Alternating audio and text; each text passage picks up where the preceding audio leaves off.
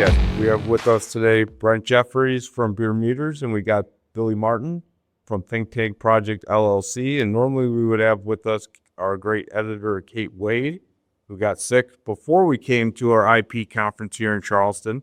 But we're going to continue on with the tradition. We always do one podcast live, and that's what we're going to do today. So welcome, guys. That's the fact. So, you know, the audience can't see it, but there's a poster of Kate here. So she's here up here. She doesn't know she's here, but she's right here. Okay. Hi, Kate. Yeah, hi, Kate. Hey, Miss Kate. So we were chatting a little bit. Brent did his session yesterday, right? Yes, sir. And then we have Billy's session today. How about we just talk about, I think, kind of some insights and things that we picked up from the conference. You know, we were talking a little bit. Something I picked up was just connecting. We were talking about that on the way over here. And we're sitting in a circle. You guys can't see us, but we're trying to connect because Billy always says that if you sit in a circle and you look into people's eyes, you can connect better than looking at the back of someone's head. And I would agree with you. It wasn't really me. That was from a study by Tan Lee. She wrote the book Neurogeneration. And seniors in high schools are a little bit shy at looking at each other in the eye. So she put headsets, EEG headsets on them and studied them for a year. And when they were, as soon as they started looking at each other's eyes, their brain waves would synchronize.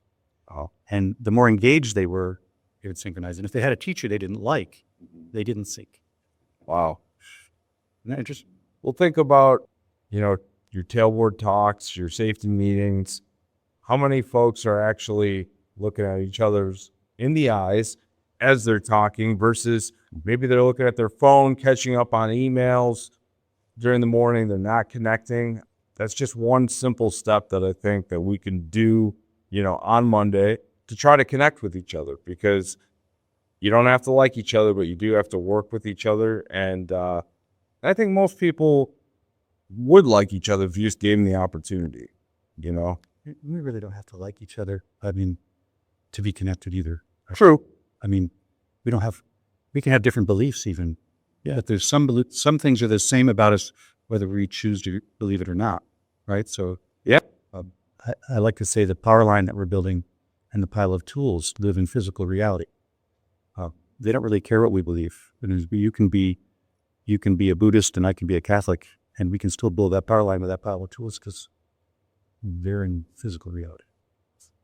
Absolutely. And we often, you know, I always say we have more in common than we don't have in common, but you just got to figure out, if you don't ever talk to the person or connect, how are you ever going to know? Sure. Most of the time, I'd say almost 90-something% of the time, you have more in common than you don't.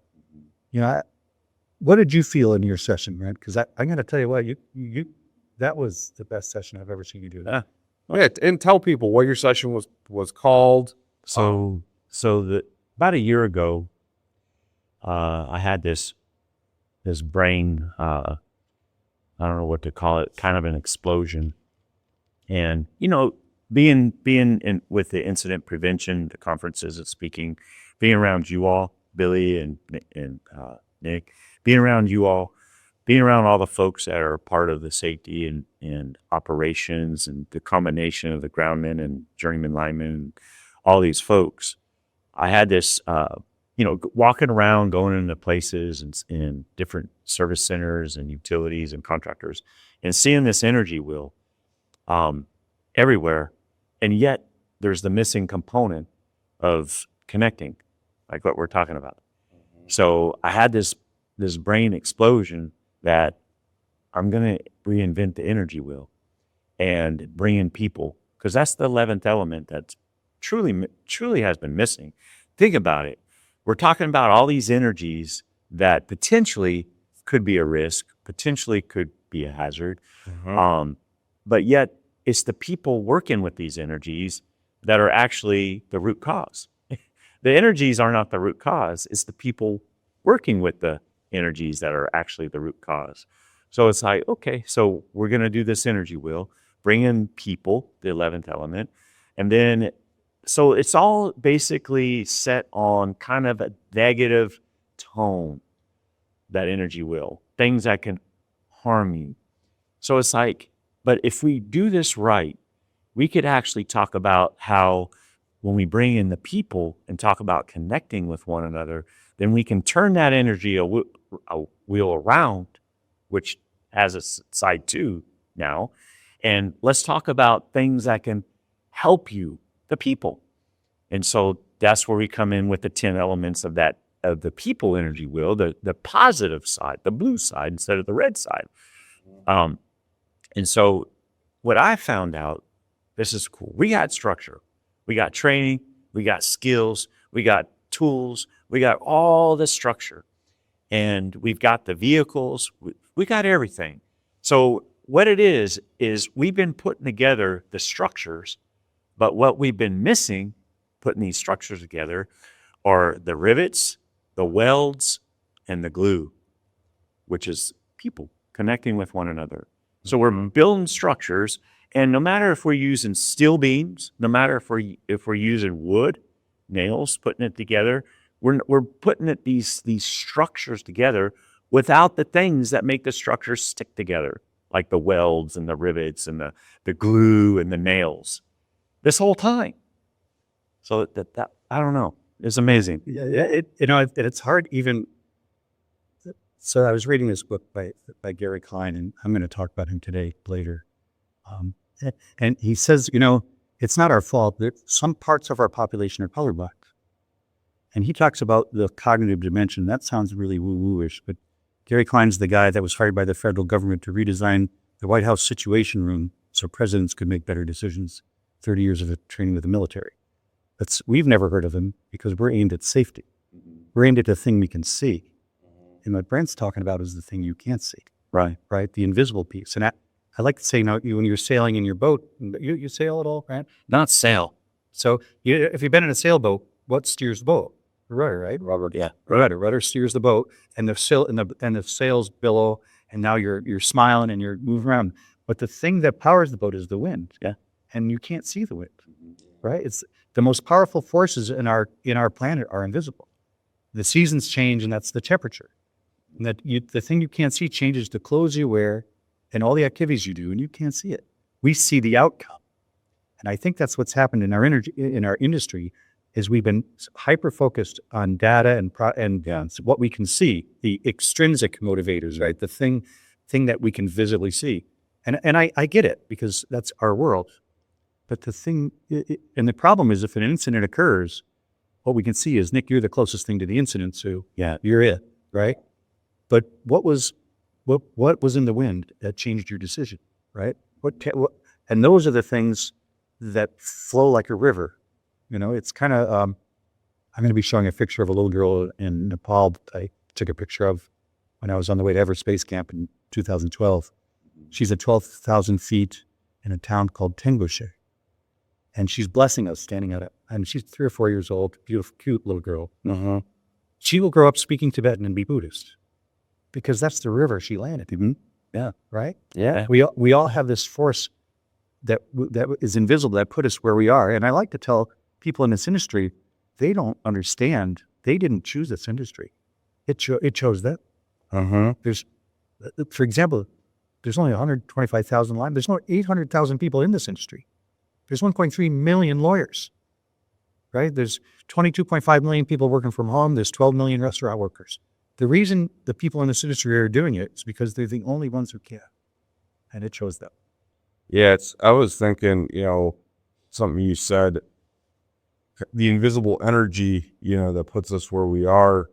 And you and I talked about this a little bit. So recently, we had lost, our pet Bentley. Yes. Which I'm not an emotional person, at least outwardly emotional person, but I've never been more emotional in my life. And it was an energy, that I couldn't control. And, but it made me appreciate the moments like that, and so anyways, you had brought up a dog that you had adopted that had been, I believe, chained to a pole, right? Chained in a yard between ducks and chickens for 6 years. For 6 years. And you sent me a picture looking out over the lake where you live, and it's all about environment. And Bentley, our dog, lived to 15. She should have only lived 8 to 12 is the range. And, you said environment matters, and she lived longer because of the good environment that you gave her. And I think that's a lesson that I was thinking about this morning when I was showering, was just what kind of environment are we creating at work? You know, what kind of environment are we fostering, and are we allowing those connections to be made?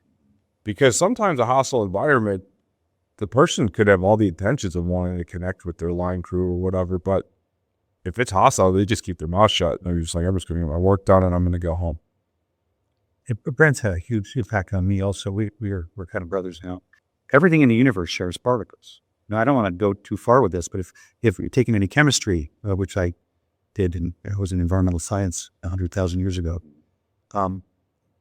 two hydrogen elements share a valence electron and a covalent bond, and they bond with oxygen and they form water, right? You get a virus, you share that particle with other people, they get a virus.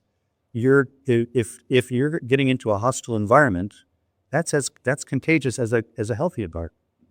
And what I'm seeing, and I said this earlier, I don't mean this it's not our fault. We are where we are. Forward is the only direction. But if we can start to recognize that I'm starting to see this bipolar thing where there's some people, it's hard because we're in this, it's a difficult business. And it's the union's fault and it's that manager's fault. And this guy's a jerk and if we start to realize that we actually are in control of that. It's not our fault, right? I like to say when we're 5 years old in the backseat of our parents' car and they get cut off by a tourist and our father goes off on them, we learn that someone in another car is in charge of our emotions. Worse than that, we learn that we can make up context because that guy's a moron. And Daddy, you know that guy? No. Right? So humans, that's the model we've been seeing all over the earth here. We make up context and we think someone can make us angry. That's biology. Your first reaction is a biological. When we're chased by a lion, your first thing was to run. You didn't have to think about it. So if we can just pause just for a minute before we respond in anger and respond as us. I don't know, does that make any sense? Yeah. So it's not management's, it's not any of our fault, but this is a quote by Lisa Feldman Barrett. She wrote How Emotions Are Made, May 2017. She's a Yale researcher. She said, sometimes we're responsible for things, not because they're our fault, but because we're the only ones who can change it. Yeah. So that's exactly winds of change. We cannot see where the wind comes from. And as the wind blows past us from whatever direction, we cannot see where the wind goes. It's impossible. But as much as we can predict an incident and quantify an incident prior to an incident happen, we can also predict the mode of the line crew or our team. We can predict it. We can identify hazards and we can mitigate, we can substitute, we can change. We can change attitudes. We can change the entire attitude and the direction of the crew, which cannot be seen, but when you start taking hold of the skills as you learn how to communicate and you learn how to connect with folks, you can actually change the wind. And what's interesting is yesterday when I was doing the presentation, the Energy Wheel Reinvented, at the end of the presentation, Bill, you saw this. At the end of the presentation, the attendees, the audience, was actually sharing and speaking the presentation on their own, and I could have walked out the room.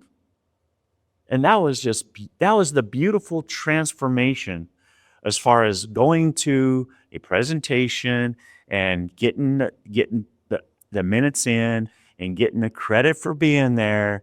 And okay, I picked up a few good things. No, what happened is they owned it.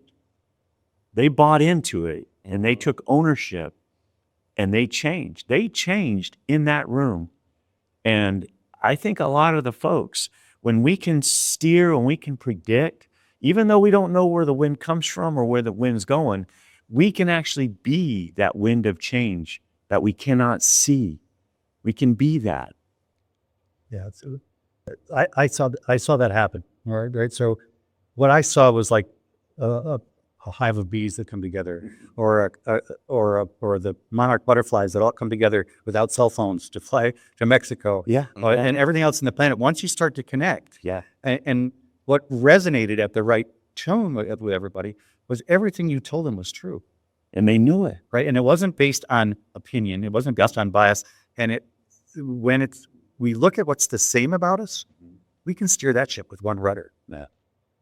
Absolutely. Yeah. It's, what you said was you can be the agent of change, right? And the wind that you can't see it. And some of those things start with just trying to connect. And maybe that's just, hey, nice job today. Yeah.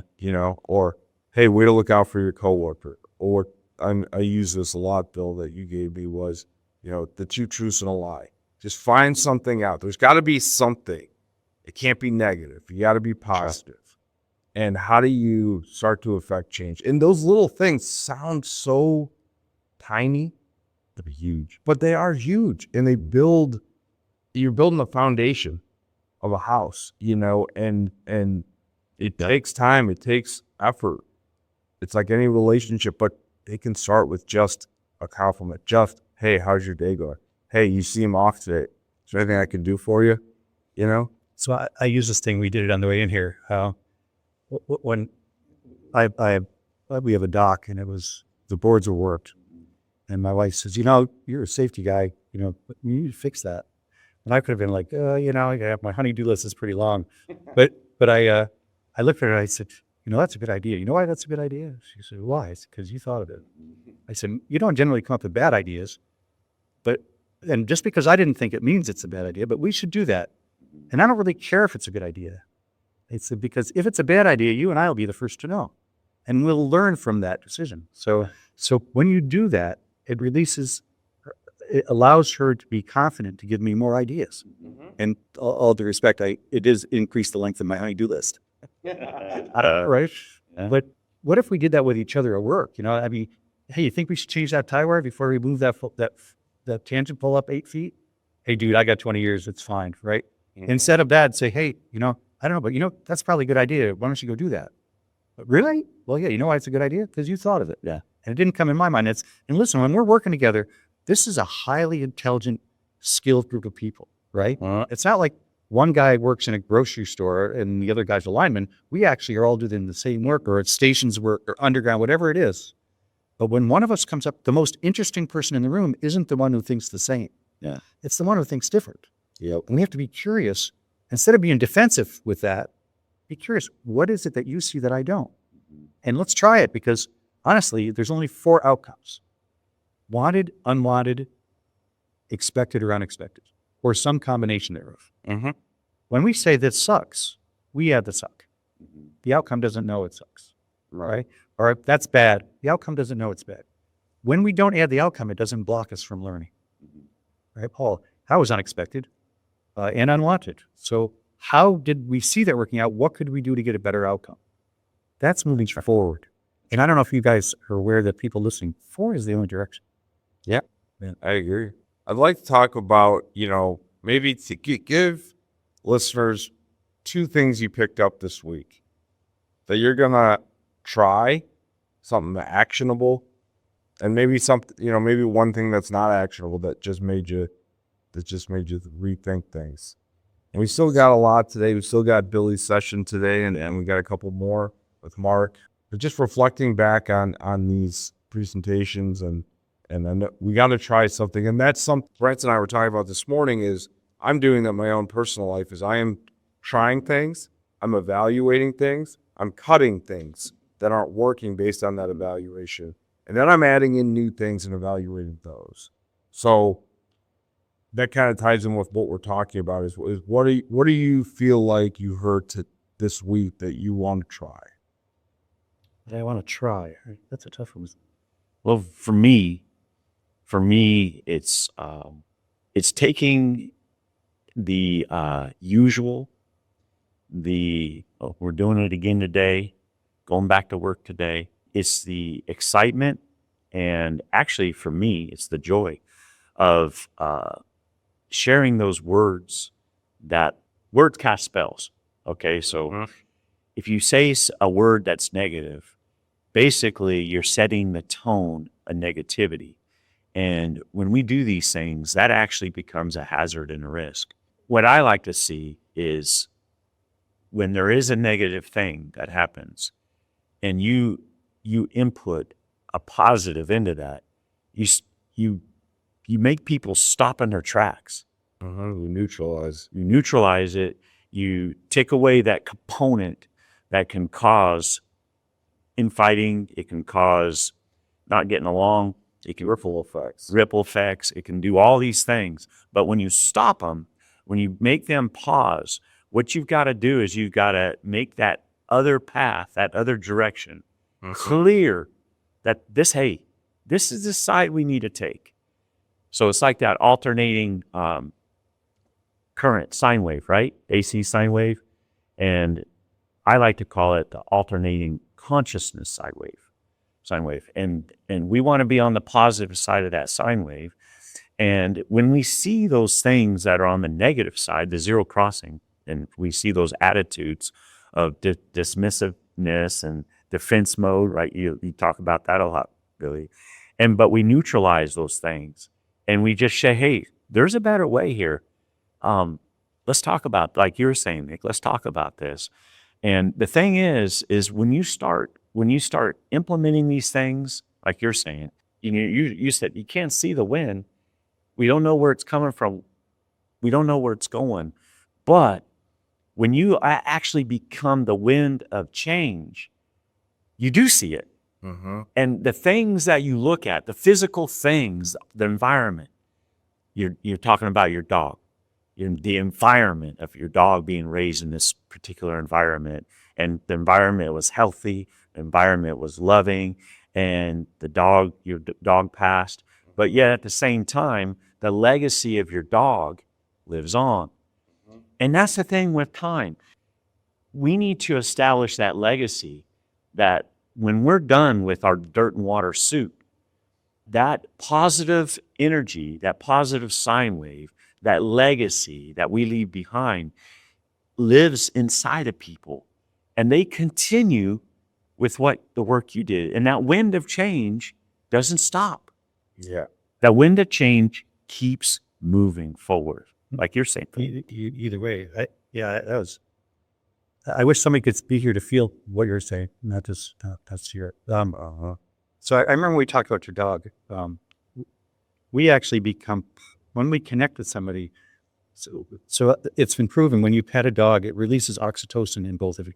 It changes your body chemistry, right? And we actually become part of each other. And that's why it's so hard when you lose someone, you're actually losing part of yourself. That's when I feel like I lost my arm. You did. Yeah. You know what I mean? Yeah. We had that conversation. And it brings back, I can measure my life in dog years. But to your question, Nick, Derek Sang was talking about, he did a good thing on Arden Flash, the 4 horsemen of Arden Flash. And he brought up this 8-cal clothing that OSHA finally approved that we had in 2014. But they applied for it like 10 years earlier. And while they were waiting to make the decision, 200 more people died. Yeah. Right? So what I learned from that is we don't need to wait to make the decision. Starting tomorrow, I can choose if I'm in this industry and I think we should do this, if this is a better way, let's just start doing a better way. Yeah. I don't need some rule to tell me that, because when you're in compliance mode, you're in defend mode, because we operate at a really low frequency, really low level. If all you have to do to comply, and it's not our fault. It's what the industry has done to us, right? It's being reactionary. Well, yeah. If I'm a contractor working for a utility, as long as I comply with their rules, I can work there. And as soon as I don't, I'm gone because they fire me, right? So it's that, but that's just external. We can comply and be proactive, and that to try to increase connection. I like to call it the 3 C's: competence, connection, and communication, as opposed to the 3 Ds. Divisiveness, defensiveness, and dismissiveness. Those are the choices. I can go through life kicking and screaming and divisive, dismissive, and defensive, or I can go through life trying to communicate, collaborate, and improve my competence. Yeah. And I got to tell you, the synergy and competence of a team is way higher than the competence or ability of any individual. 100%. And I go back to kind of our original conversation is you see that in championship teams.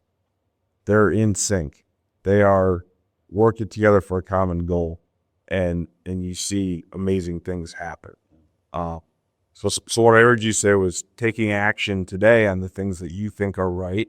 And then, what I heard you say was being thoughtful and stopping negative comments or actions in their tracks. Yeah. Because just like like we're talking about here, a positive comment or interaction can have positive ripples. That negative one, you don't know what that could do. Maybe that guy's having a bad day. You put him off his edge. He's not thinking clearly, kills himself, his wife and kids at home. I mean, you don't know what that far-reaching ripple is. Invisible. Yeah. It's that energy. It's that wind that's blowing. Get it blowing the right way. Yeah. I think I don't mean to, this is going to sound, this may be uncomfortable for some of your listeners, but none of this is about us. Right. Right. That feeling we're having about anger, none of this is about us, because in order for me to have, we don't go into a relationship thinking I want love first. We have to establish a healthy relationship. Love emerges as a process, right? Mm-hmm. That's how the whole universe works. Life is an emerging property of a healthy connection. And I help people get jobs sometimes. And this one woman was trying to get a job and she couldn't. Her husband was sick. She had retired, 35 years experience. And she's like, she's in tears. I just can't get a job. I said, listen, I'll help you get a job, but you have to follow this formula. And she's, well, I have an interview this week for a 6-week temp job, but I'll take it. I'm desperate. So I said, so number one, this interview isn't about you. It's not about your 35 years experience. It's about the interaction with the gatekeeper for your job. Yep. And you need to approach that person in a way that makes them feel good. And as soon as that happens, you ask him one question and then shut up. She says, what's that? What kind of impact are you hoping I can have on your team? Yeah. I'm just curious before we start. And then you listen. And what that person will do is tell you all the things out of your 35 years experience you need to tell them. Yeah. She not only got that job, but for that 6 weeks, she got her next interview. So when you show up to your crew, what kind of impact are you hoping I can have on this crew? It's not, what can you do for me? Mm-hmm. It's not, get me this, do me this. We have an impact on everyone and everything around us. It can be either healthy and positive, or it can be unhealthy. And I think it's just a reality. And when we're the happiest is when it's healthy. That's right. Absolutely. Yeah. So with that, I think both of you, we're going to get into our sessions here this morning that'll be getting going, and then we're going to go sit in Billy's there shortly after and wrap up the conference. It's been a good conference. I think I've learned a lot, and we'll be in Glendale in the fall. So if you guys want to be a part of it, see Billy, see Brent talk, check out the expo hall. Make sure to do that. Go to utilitysafetyconference.com. Thank you both for your time. Thank you, Nick. Thanks, Brent. Thank you, Kate. Yeah, And thank you, Kate. Yeah. you too, Kate. Yeah. Here in spirit. Yep. The views, information, and opinions expressed during this podcast are solely those of the individuals involved and do not necessarily represent those of Utility Business Media and its employees. It is strongly recommended that you discuss any actions or policy changes with your company management prior to implementation.